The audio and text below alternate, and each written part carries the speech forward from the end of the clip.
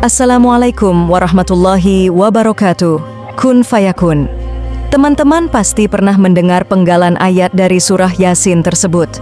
Lalu mengapa kun fayakun para wali bisa langsung wujud, seperti kisah Sunan Bonang saat bertemu dengan Lukojoyo atau Sunan Kalijaga, lalu menunjuk buah aren yang saat itu juga bisa berubah menjadi emas?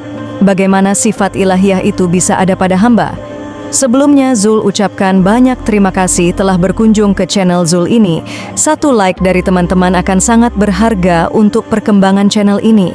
Jadi Zul mohon teman-teman sudi berikan like ya. Semoga yang like dimudahkan segala urusannya dan dilapangkan rezekinya oleh Allah Subhanahu wa Ta'ala. Amin. Kisah-kisah kun fayakun sangat erat kaitannya dengan mukjizat, karomah dan maunah. Kisah karomah atau keistimewaan yang Allah berikan kepada hambanya lebih banyak terdapat pada para wali setelah masa sahabat Nabi. Dengan kata lain, lebih banyak cerita karomahnya para wali ketimbang para sahabat Nabi. Dikutip dari Secercah Tinta menjelaskan bahwa pada zaman Nabi Muhammad SAW tidak perlu yang namanya karomah itu, karena keimanan mereka langsung diterima oleh Rasulullah. Dengan kata lain, tidak membutuhkan penguat lainnya berupa karomah itu. Dan sebenarnya banyak kisah tentang karomah yang dimiliki oleh para sahabat Nabi. Misal semasa Khalifah Umar bin Khattab, beliau menuliskan secarik kertas yang dilemparkan ke Sungai Nil. Kala itu Sungai Nil kering, lalu setelah secarik kertas itu dilemparkan ke Sungai Nil mengalirkan air lagi. Kisah di atas juga bukan hanya tentang karomah sahabat Umar bin Khattab radhiyallahu anhu, akan tetapi kun yang ditetapkan oleh Allah Subhanahu wa Ta'ala kepada hambanya yang Allah ridhoi.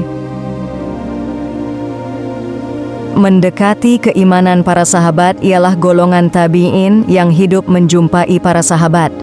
Jaminan keimanan mereka langsung diketahui dari para sahabat Nabi. Walaupun mereka tidak melihat Rasulullah semasa hidup, mereka sudah bercermin kepada para sahabat Nabi. Mereka menyadari kedudukan para sahabat yang hebat dan luar biasa, apalagi Rasulullah tidak bisa diukur akan derajat dan husnul khuluqnya. Maka untuk meyakini dan beriman, tidak perlu adanya karomah. Tetapi setelah era tabi'in, karomah yang datang dari Allah itu mulai ditampakkan dan diperlukan. Pemunculan karomah seperti karomahnya Syekh Abdul Qadir Jailani radhiyallahu anhu dan wali-wali lainnya, dan juga di tangan ulama-ulama besar, hal itu diperlukan untuk mengangkat kepercayaan dan keimanan masyarakat umum supaya lebih tebal terhadap ajaran Islam dalam hal tertentu. Salah satu karomah Syekh Abdul Qadir Jailani yang terkenal adalah dapat menghidupkan kembali hewan yang telah mati. Begini kisahnya. Suatu ketika seekor burung tiba-tiba mati karena kotorannya jatuh terkena jubah Syekh Abdul Qadir Jailani saat sedang berwudu.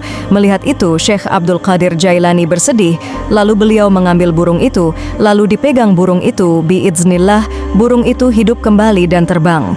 Lalu beliau membersihkan jubahnya dan memberikannya pada fakir miskin sebagai tebusan bagi burung itu. Lalu apa tujuan dari karomah itu ditampakkan? Ternyata tujuan dari karomah para wali ialah untuk menunjukkan khariqul adah para nabi terdahulu. Karomah-karomah itu membawa, menolong, dan menguatkan keyakinan orang-orang awam dan membuat keimanan mereka semakin tebal. Karomah yang dimiliki oleh wali itu tidak hanya nampak ketika hidup saja, tetapi setelah wafat, waliullah masih diberi karomah. Dan bagi pengikut Ahlus Sunnah wal Jamaah, kepercayaan terhadap adanya waliullah dan karomah itu perlu diyakini secara baik. Bahkan 4 imam mazhab sudah bersepakat mengenai karomah yang ada para wali ketika hidup maupun sudah wafat. Wali, menurut Mbah Kiai Haji Sholeh Darat As-Samarani, beliau adalah guru Kiai Haji Hashim Asy'ari, adalah seorang al-arif billah. Wali itu sekedar derajat dengan menjalankan secara sungguh-sungguh taat kepada Allah dan menjauhi maksiat. Artinya para wali itu menjauhi segala macam kemaksiatan berbarengan dengan selalu bertaubat kepada Allah. Sebab wali itu belum kategori ma'syumin, yang berarti terjaga dari perbuatan dosa seperti Nabi dan Rasul. Maka wali belum bisa meninggalkan maksiat secara penuh. Makanya mereka disebut waliullah. Keberadaan wali yang sedemikian agung ini mendapatkan keistimewaan dalam hidupnya. Mereka dalam hidupnya selalu mengingat dan menggantungkan diri dan menyatukannya pada Allah. Hati selalu menghadap dan pasrah dengan takdir Allah saja. Itulah definisi sederhana mengenai wali menurut Mbah Sholeh Darat. Adapun karomah menurut Mbah Sholeh Darat, karomah itu sesuatu yang nulayani adat, istilahnya berbeda dari sewajarnya jika dilihat secara kasat mata. Mereka yang mendapat karomah selalu menunjukkan kepribadian baik dan meniru jejak Rasulullah dengan bekal syariah dan baik secara ideologi serta perilakunya. Karomah yang dimiliki oleh wali itu tidak hanya nampak ketika hidup saja, tetapi setelah wafat, waliullah masih diberi karomah. Dan bagi pengikut Ahlus Sunnah wal Jamaah, kepercayaan terhadap adanya waliullah dan karomah itu perlu diyakini secara baik. Bahkan 4 imam madzhab sudah bersepakat mengenai karomah yang ada para wali ketika hidup maupun beliau-beliau sudah wafat. Sekarang kita ke inti dari kun fayakun seorang hamba. Ada tingkatan seorang hamba yang sudah menemukan jati dirinya dalam riyadhah dan terpilih dalam hakikat hidup yang sesungguhnya. Mereka sudah merasakan tenggelamnya diri dalam hakikat ilahiyah. Mereka sudah menemukan la fa'ila illallah, sudah juga menemukan la maujuda illallah, dan sudah sampai di hakikat la ilaha illallah. Jadi apa yang dikehendaki akan terjadi tanpa lantaran sebab dan tanpa perantara. Wallahu a'lam bishawab.